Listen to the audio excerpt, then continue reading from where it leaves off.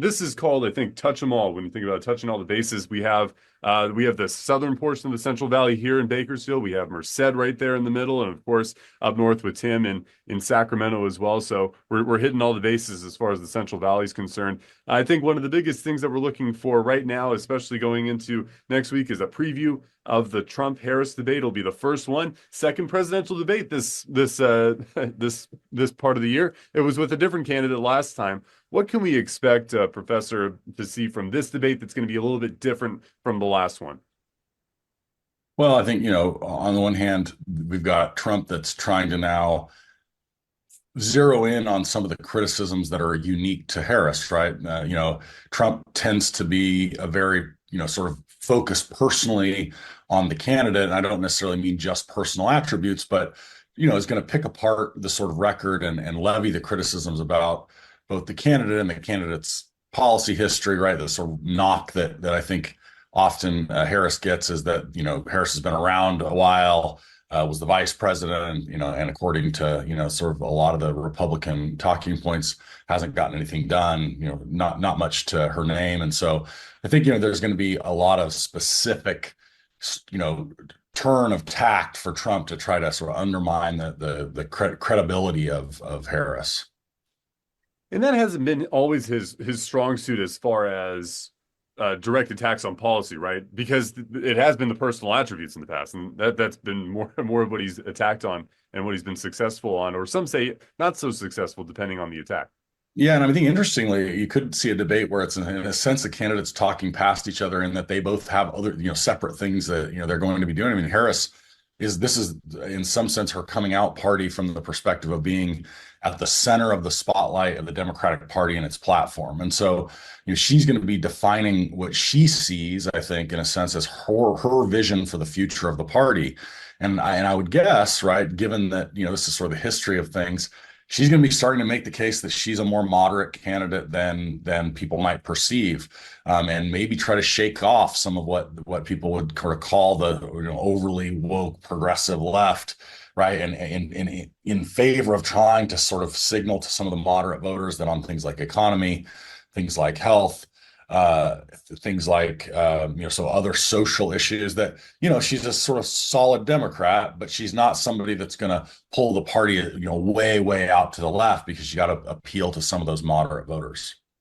And Tim, she's been vice president for some time now, but maybe that's harder. That maybe is a harder sell for folks in California than it may be for around the rest of the country. Not that it necessarily matters to us here, given where we think the state's going to vote, but right. Does she have the ability to do that and to kind of I shouldn't say pull the wool over people's eyes, but to kind of transition to I guess a new type of personality, political personality and ideology that she has to adapt, I'd imagine, to distance herself from the Biden administration, and maybe Biden-Harris administration, as Republicans will tether that to. Yeah, I think, one thing that Trump's going to do is try to tie her to the Biden-Harris administration, right, which she's been a part of, and Kamala Harris is going to try to distance herself from that, as you said. And that's a hard thing to do, especially given the fact that she is the current vice president. But she is largely an unknown quantity to the country. In California, we know her well, but she has really been in the shadows of this presidency.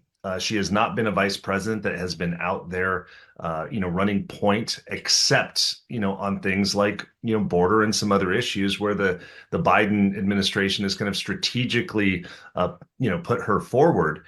So this is, her first, volley really to talk to the American people in any kind of, substantive way.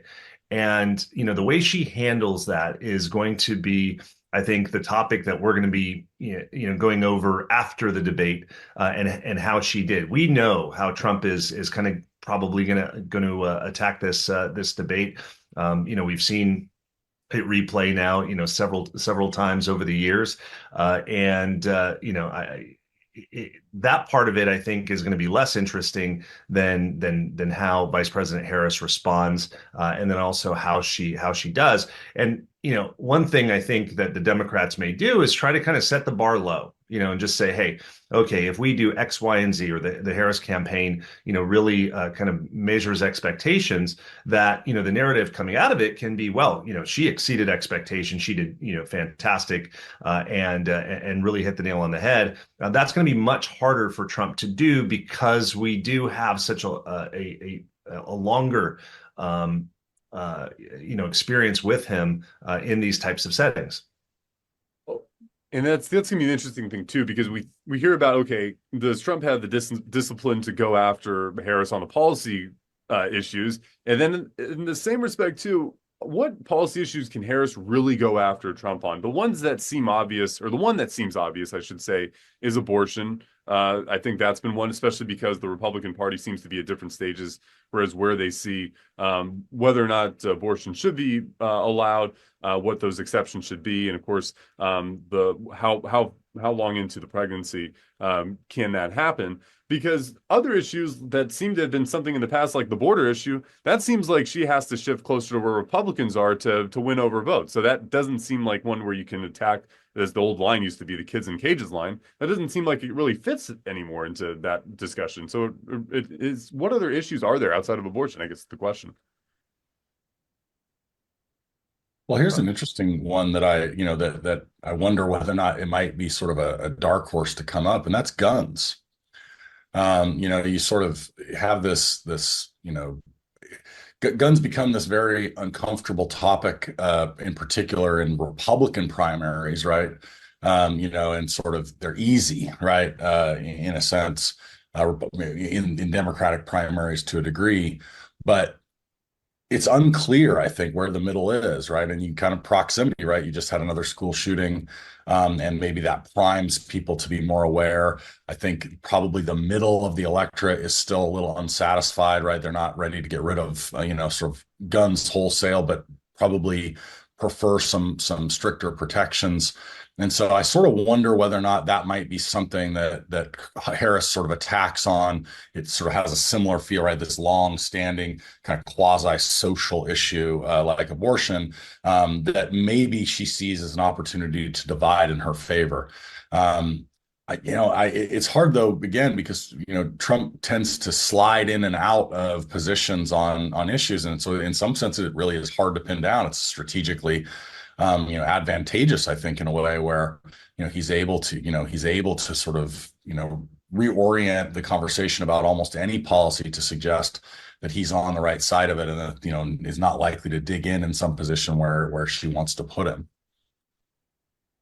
Yeah, I think so far what the Harris campaign has been doing is on some of the key issues: public safety, border, cost of living, those that are kind of the kitchen table most important to American voters right now. She's kind of doing the Me Too, right? Which is, Trump wants tax cuts. Well, me too. I want tax cuts. Here's where I want to go and tax cut. We saw that on the tip tax cut, where she did that. Oh, Trump's here on the border. Oh, me too. I'm here on the border. This is where I am now. And so, on those key issues, she's been able to kind of do that, or at least that's what the attempt has been. Whether the voters are kind of going with her on that, that's another thing, but that's what they're trying to do. I think, like the professor said, now where are the issues where we can find some divide and difference between the candidates? And both, Trump has that kind of populist mentality where he can easily transition in and out of certain issues, and we've seen him do that over the past. And Vice President Harris is now showing kind of her ability to maneuver between some of the issues. And so therefore, okay, where can we get some contrast? Because elections are about contrast, right? And we need to be able to identify some of that, and the campaigns need to be able to show some contrast between the candidates. I think still it remains that Kamala Harris is hoping and wants this to be an election about personality, right? Okay, you're going to like me better than you're going to like him, and that's going to be good enough because I'm going to be good enough, just good enough on these issues. I can Me Too that. Trump, I think the Trump campaign and those working on the Trump campaign want this to be a campaign about issues, not personality. Now, whether or not President Trump has the discipline in order to make this about issues and not personality, that remains to be seen and probably will be a challenge for him. But that's where I think each campaign wants to go and where they're kind of positioning themselves.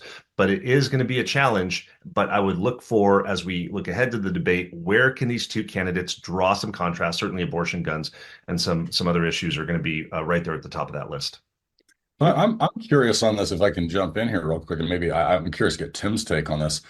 So one of the things that seemed, the undercurrent of the Republican strategy, maybe sort of unintentionally originally, but very intentionally as of late, and look at sort of JD Vance and some of the others that are younger, is this populism that you mentioned, right, is a sort of a subversive way to steal, right, and to maybe remind Democratic voters that they are no longer necessarily the party of work of labor. They're no longer the party of the middle class, especially middle class in the Rust Belt.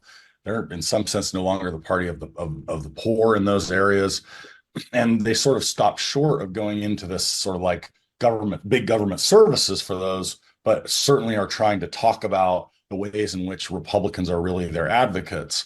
And so it strikes me that in a sense, Harris might need to do some work in some of those finesse policy areas where she has to somehow convince across a range of things targeted at those voters that, hey, Democrats still really are your party, right? We're the ones that have the track record on making sure that lower income people have the support they need. We're the people that make sure that the working class have protection for their jobs.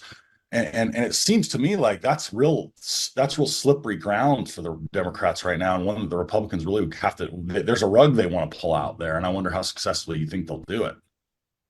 Yeah, no, I agree with that. I think there is, it looks like a reorganization or potential reorganization going on with demographics that have been traditionally with one group or another.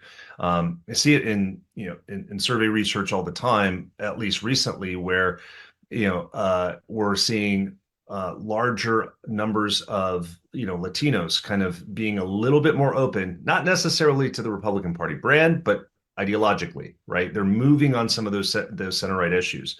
African American voters too, and even surprisingly, what we're seeing is kind of younger voters. The 18 to 34 age demographic is a little bit more open to some of those center-right kind of arguments and issues, and so.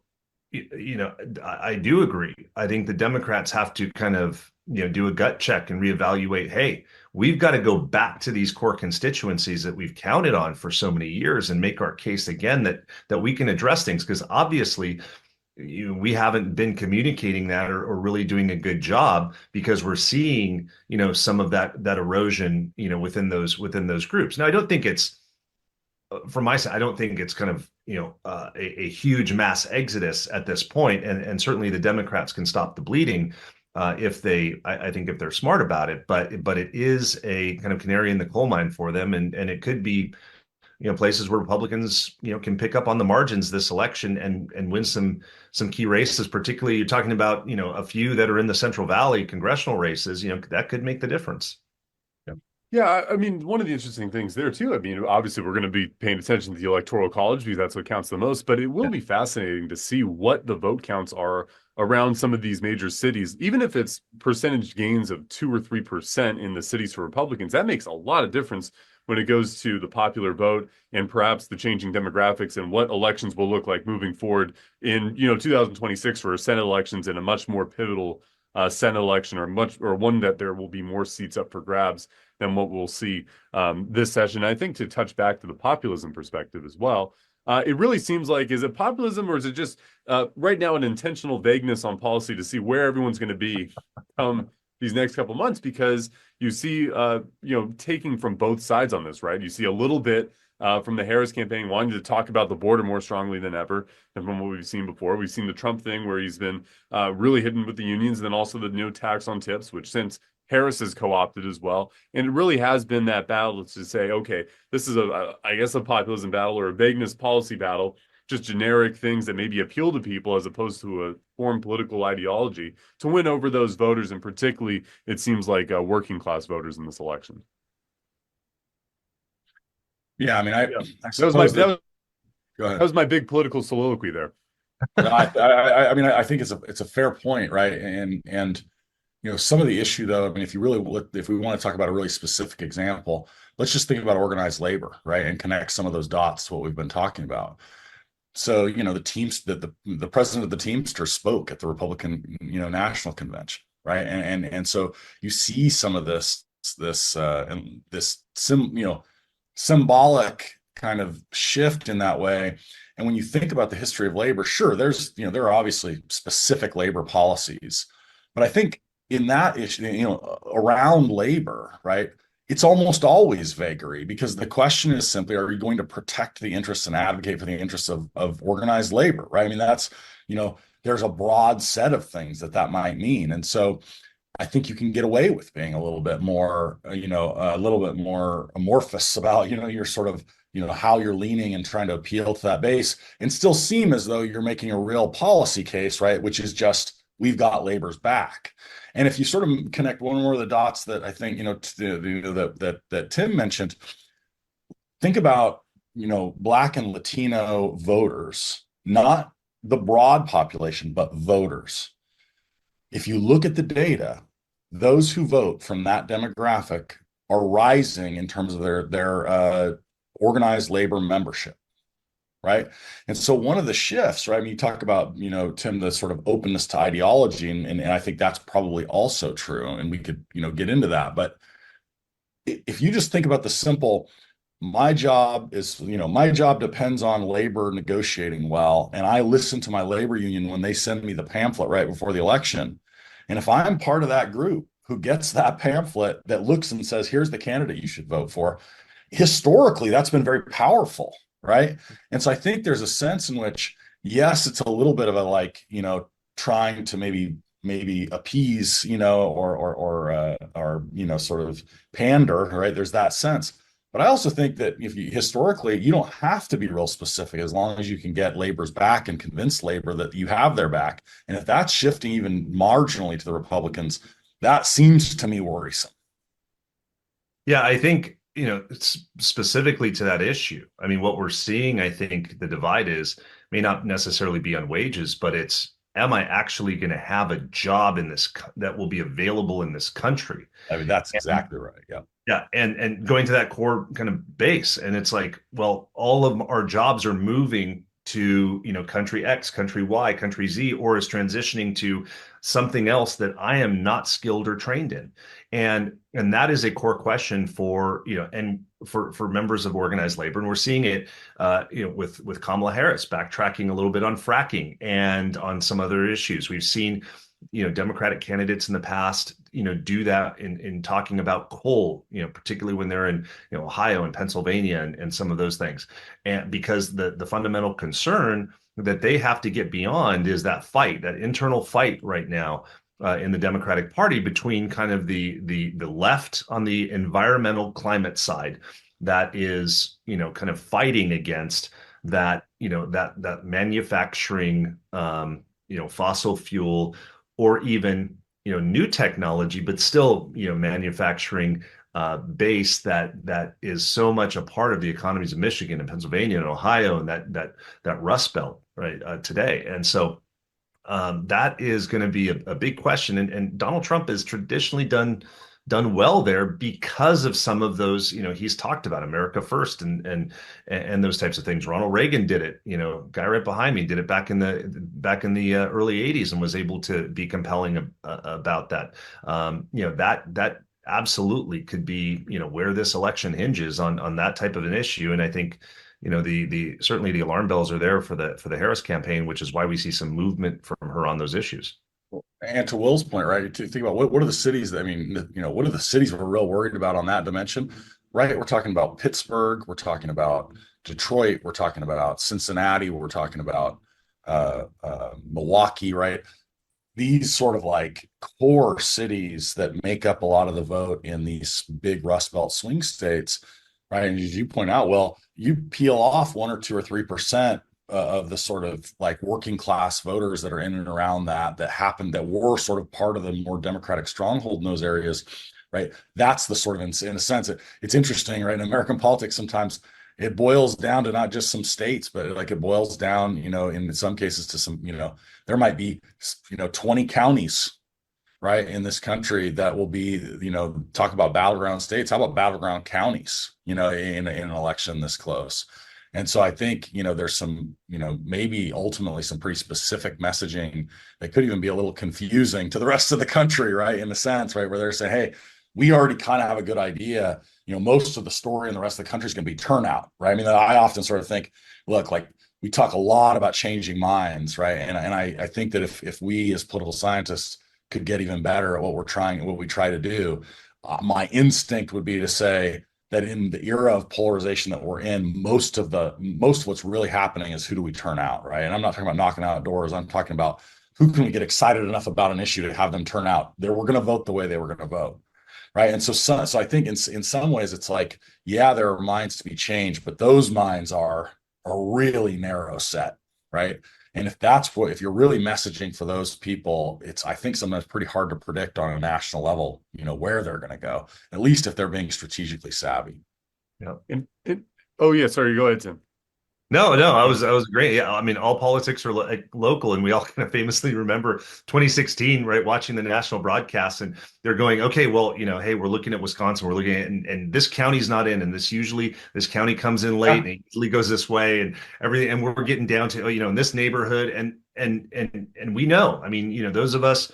When you're running elections, you're looking and you're saying, okay, yeah, hey, I know this neighborhood. If this isn't in yet, if I don't see this coming in, I know I've got more votes out there because I know traditionally how it goes. And you're absolutely right. The next president of the United States could really come down to, counties and neighborhoods and cities and that type of thing, and very, very specific issues in some of these areas. And my last question for you guys is kind of focusing on the optics of the debate. We think about viral moments that have been coming out, especially in the age of social media. When we think about this last debate, the biggest moment seemed to be the moment where President Biden had rambled for a little bit about the healthcare question, I believe it was. And President Trump said, I don't know what he said. And I don't think he knows what he said either.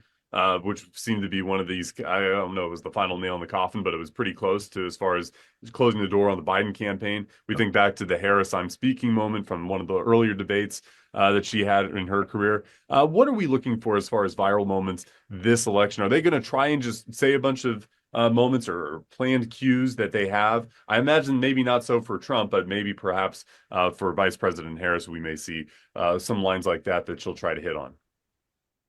I'll jump in we spent a lot of time, I think, correctly in the sort of weeds of sort of how do we think about this sort of like maybe slide away from the Democrats and sort of Harris as a policy person and Trump is kind of making these personal attacks. But the reality is that at some point Harris has to say, you said Biden was old. Well, you're as old as Biden, right? And anybody that looks at you and listens to you has to think like this might not be the most competent leader. She has to say, you're a felon, right? Like you tried to incite, people to overthrow the country, right? I mean, she's in a sense, I don't know how she delivers it, right? But I think some of the viral moments are going to be her in some tone or another, with some language or another, delivering some of those like heaviest punches personally at Trump to try to, I think, create specifically some of those viral moments so that in the minds of voters, right, they're not allowed to forget just because there's some policy conversation going on from the Democrats.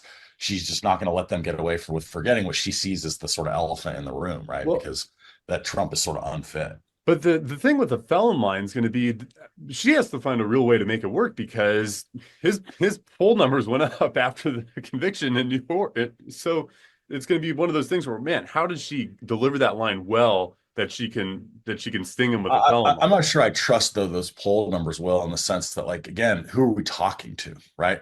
Yeah, maybe his poll numbers go up, right? But like, are we gonna there's a small group there, right, that we're trying to send that message to. And I'm just not sure we know how it plays with those people, right? I mean, we talked about counties. There's a particular type of voter out there, right? And it's going to live on that edge. And I think if she thinks that voter's listening, it'll be for that voter. Yeah, and same to you, Tim. Yeah, I mean, is this going to be the viral moment? Can either of them plan this well, or can they both plan it well, but can they deliver poorly? Oh, certainly. I mean, they need to keep in mind, right, is in order to get something like that, information has to be new, it has to be important, and it has to be believable. And I think that's where candidates on all sides struggle providing that new, important, and believable information that will somehow kind of make that striking moment. I can tell you, kind of looking at this a different way, as somebody who has been on the prep side of prepping, big candidates for big debates on TV and doing 2 hours of makeup beforehand and all of the things that you have to do, is that we're sitting in the back in the green rooms just like cringing at everything. Oh, you should have said that. Oh, this is where you should have gone. It's almost like it's almost like watching a boxing match, if you will. But I think the important thing, that really, as you prep either one of these candidates, and looking at from kind of the professional standpoint, is Trump has to come off much like he did in the first debate, and he cannot be perceived as attacking Kamala Harris in a way that kind of makes her look like is sympathetic. Okay, and that's very hard, just plainly speaking, for a male candidate to do to a female candidate. It is, and then for a female candidate competing against a male candidate is, how do I attack and how do I contrast without sounding shrill? Okay, and those are the real terms that we use when we are talking to candidates about and plainly speaking about these type of events. And so that will be kind of at its base, one of the challenges that both of these candidates have to do. Can they both do it? Well, I think Kamala Harris can do it. She is certainly very disciplined. I've worked with her in the past on things. She can hit a note. She can deliver. She'll be strong. I think the question mark is going to be on President Trump's side. Can he be consistent with the same discipline that he showed in the first debate against President Biden, which was new to his history of debates, but that will be important. It will be. It will be interesting to watch, and we're going to watch it with both of you. Thank you so much. Unfortunately, we're only going to have about 3 or 6 minutes on that night, as opposed to what we just hit here, which is well over our allotted time slot there. But thank you both so much for jumping on with this today. I'll make sure I leave Tim 10, 15 seconds at least. Sounds That's all I need. That's great. And I'll try not to talk the whole time asking the question too. So we'll all have to play our part.